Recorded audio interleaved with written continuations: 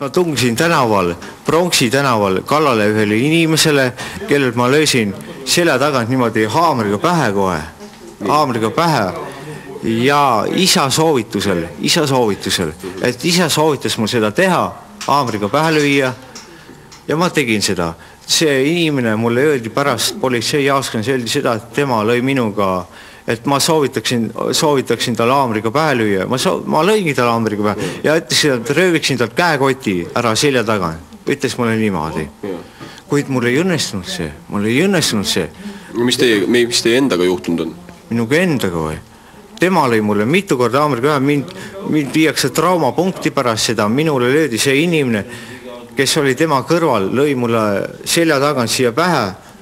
Nii et teil haamer ja tema haamer, mis on nüüd uus komme haamriga ringi käia mööda linna või? Ei, minul ei ole sellist komme, ma ei tee seda enam mitte iialgi, sellepärast, et võin kindel olla, et see mulle õnne ei too. Mis mees see isa siis on, et ta niimoodi soovib? Minu isa on lihtsalt paljas ärimees, ta on minu paljas ärimees.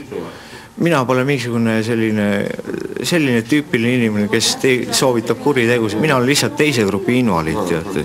No aga isa on kõva ärimees küll, aga raha siis nii vähe, et peab saatma oma poega röövima. Kolmanda grupi invaliid, aga mina olen teise grupi invaliid. Aga tema suudab raha teenida niimoodi, et tema müüb neid tänavate kaarte Tallinna linna tänavate kaarte sõiduautodesse ja maanteedele. Ja teie seda teha ei oska, siis peate haamriga käima raha küsimas. Tõesti ei oska seda teha.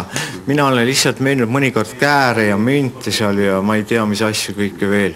No nii, et kehvasti läks see röövimine? No tõesti kehvasti läks, aga ma soovin, et mul läheks kunagi veel paremini, et ma saaksin midagi paremat korda saada, et ma saaksin tõesti riik... Paremat? No siis te peate kirvega minema järgmine kord.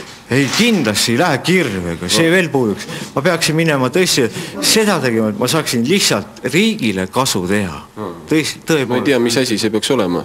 See peaks selline asi olema, et ma saaksin mingisuguseks firma juhiks võib-olla või mingisuguse tõelise töökoha leiaksin, millega võib tõesti 10 000 teenida. Ja siis, kui sügis kätte jõuab, eks ma siis lähen kuhugi kooli õppima ja leian praktilise töökoha endale, et ma saaksin tõepoolest töökoha leida endale, mille jaoks ma saaksin endale töökoha leida ja õppimist leida ja endale sellega elatist teenida. Kui kõrgelt te siis praegu haritud olete? Kui kõrgelt mina haritud olen või? Mina või?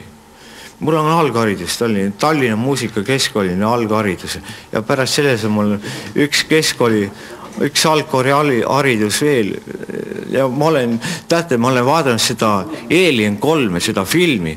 Teate, kuidas seal oli see Murphy oli seal? No see on juba ebaoluline jutt, need smurfid. Mis nüüd haridusse puudutab, siis kui põhikool on läbi, siis nüüd tuleb kuskile gümnaasiumisse katsuda, Gustav Adolfisse või mõnda muusse. Aga muidugi ma lähengi sinna õppima, et ma saaksin lihtsalt keskhariduse, teate, kui vajalik see elus on. Ma saan õppelaenu seal kõike ja